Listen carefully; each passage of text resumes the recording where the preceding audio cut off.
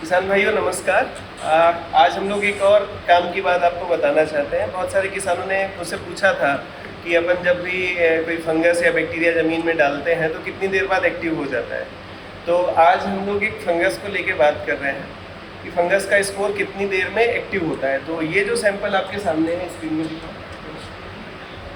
यहाँ आप जो देख पा रहे हैं ये एक स्पोर है और इससे ये जो ट्यूब निकली हुई है ये माइसीलिया है और इसको अभी हुए हैं मुश्किल से 10 या 11 घंटे। और ये प्लेन वाटर में, टैप वाटर है, मतलब जो किसानी का पानी जो होता है खेतों में जो लोग चलाते हैं पानी, उसी पानी में हमने इसको डाला हुआ था। इसके साथ में ये आसपास और भी स्पोर दिख रहे हैं जो भी जर्मिनेट नहीं हुए हैं। तो ये क्रमशः जर्मिनेट होते जाएंगे। हम स्लाइड को थोड़ा मूव करते हैं तो आपको और दिखेगा। ये सबसे अच्छा दिख रहा है फिलहाल। यहाँ पे आप देखिए इसको, अगर मैं ये अभी फ़िलहाल इंसान की आँख से 400 गुना आवर्धन है। इसको मैं थोड़ा सा जूम करके दिखा सकूँ और सामने से आप, तो ये देखिए यहाँ पे स्पोर है ये और इसका ये माइसीलिया यहाँ निकला, मतलब ये एक तरह समझ लीजिए बीज है और ये उसके ऊपर पौधा निकल रहा है। इस तरह से भी आप समझ सकते हैं, है ना। तो और ये बहुत तेज़ी से ग्रो करता है। ये लेट जर्मिनेट हुआ है, थोड़ा फास्ट। बीच बीच में देखिए आपको और भी स्पोर दिखेंगे। ये सिर्फ पानी में है, किसी कल्चर मीडिया में नहीं है। आप देखिए एक और आपको यहाँ फिलामेंट दिख रहा है, माइसीलिया का फिलामेंट कहते हैं इसको, और इसमें ब्रांचिंग भी शुरू हो गई है। ये थोड़ा पहले जर्मिनेट हो गया होगा। अब देखिए इसने कितना स्पेस कवर कर लिया है।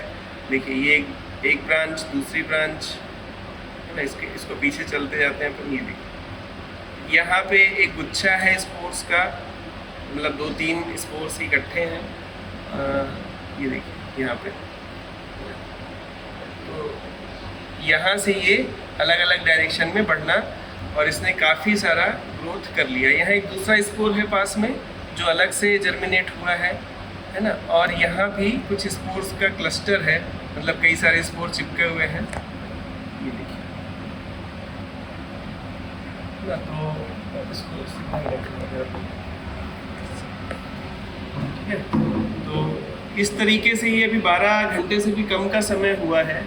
और चूंकि ये स्पोर जब हमने इसमें डाले थे तो वाइबल कंडीशन में थे, मतलब जिंदा थे, और इसी कारण इन्होंने इतनी ग्रोथ पकड़ी। अगर ये मृत स्पोर होते तो शायद ग्रोथ इतनी नहीं आती। देखिए कितना इसने डिस्टेंस कवर कर लिया।